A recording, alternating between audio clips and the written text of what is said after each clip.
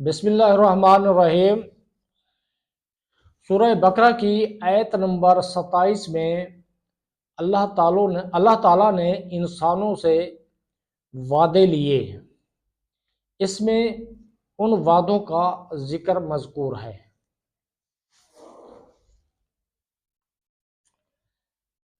الذین ینقضون عہد اللہ من بعد میثاقہ ویقطعون ما امر اللہ بہ ان یوصل ویفسدون فی الارض اولئک ھم الخاسرون۔ وہ لوگ جو اللہ کے وعدے کو پختہ ہونے کے بعد توڑ ڈالتے ہیں اور اس چیز کو کاٹتے ہیں جس کے جوڑنے کا اللہ نے حکم دیا ہے، اور زمین میں فساد پھیلاتے ہیں، تو یہی لوگ نقصان اٹھانے والے ہیں۔ الذین ینقضون عہد اللہ، وہ جو اللہ کا عہد توڑتے ہیں۔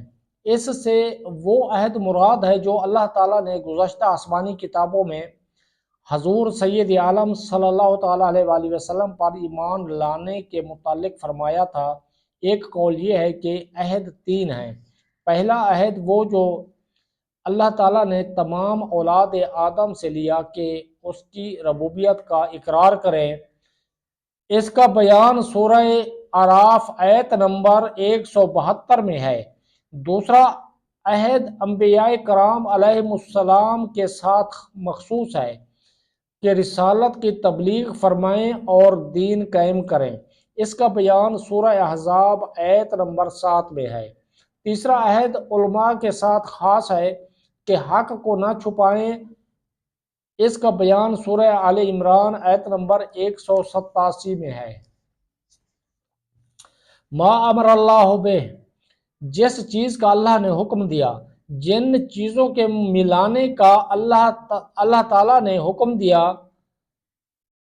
جن چیزوں کے ملانے کا حکم دیا گیا وہ یہ ہے: رشتہ داروں سے تعلق جوڑنا، نمبر 2 مسلمانوں کے ساتھ دوستی و محبت کرنا، نمبر 3 تمام انبیاء علیہم السلام کو ماننا، نمبر 4 تمام کتابوں کی تصدیق کرنا اور حق پر جمع ہونا۔